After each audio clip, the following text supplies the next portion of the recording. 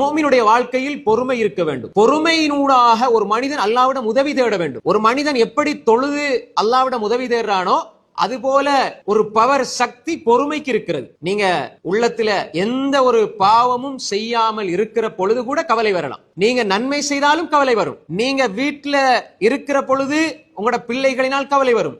தொழில சம்பாதித்து கொண்டே இருப்பீங்க, ஆனா கவலை வரும். எல்லா நிலைகளிலும் கவலை வரும். எல்லா நிலைகளிலும் துக்கம் வரும். எல்லா நிலைகளிலும் பிரச்சனை வரும். எல்லா நிலைகளிலும் நீங்கள் நோவிக்கப்படுவீர்கள். ஆனால் அதற்கு அல்லாஹ் சொல்லுகிறான் அஸ்ஸபர். நீங்க பொறுமையாக இருந்து, ஒரு ஆள் உங்களுக்கு ஏசுறார், திட்டுறார், நீங்க பொறுமையாக இருந்து இந்த நேரத்தில் நீங்கள் துஆ கேட்டால் அது கபூலாக்கப்படும், அது ஏற்றுக்கொள்ளப்படும். அது முஃமினுக்கு தெரியும். ஏன் அல்லாஹ் என்ன சொல்றான்? யா அய்யுஹல்லதீன ஆமனு இஸ்தஈனு பிஸ்ஸப்ரி வஸ்ஸலா. பொறுமையை கொண்டு அல்லாஹ்விடத்தில் உதவி தேடுங்கள்டா. அல்லாஹ் பொறுமையா இருக்கிற நிலையில ஒரு மனிதன் உதவி தேடுவதை அல்லாஹ் சொல்கிறான் என்றால் அல்லாஹ் நிச்சயமாக அதற்கு பதில் கொடுப்பான்.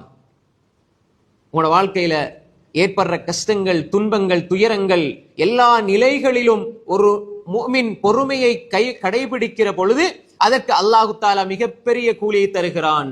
அல்லாஹு தஆலா அவனுடைய வாழ்க்கையில் ஆச்சரியத்துக்கு மேல் ஆச்சரியத்தை தருவான். ஏன்? ஒரு கட்டத்தில் நீங்கள் செய்கிற 5 நிமிட பொறுமை உங்களுக்கு பல 5000 அருள்களை கொட்டி தரும்.